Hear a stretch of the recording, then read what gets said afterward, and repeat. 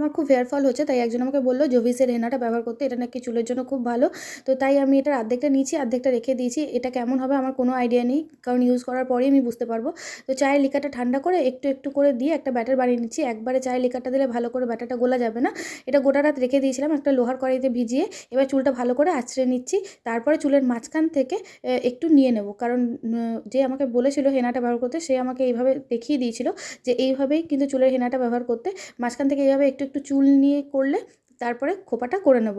তাহলে কি হবে যে সব চুলে ভালো করে লাগানো যাবে। তো এইভাবেই আমি করে নিচ্ছি। তো দেখি কি রেজাল্ট আসে। খুব হেয়ার ফলও হচ্ছে, আর চায়ের লিকার ব্যবহার করলে নাকি চুলটা কন্ডিশনিং খুব ভালো হয়।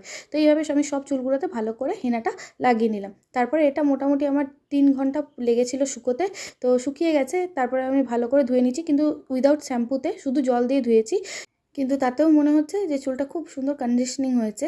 মানে বেশ ভালো লাগছে আমার।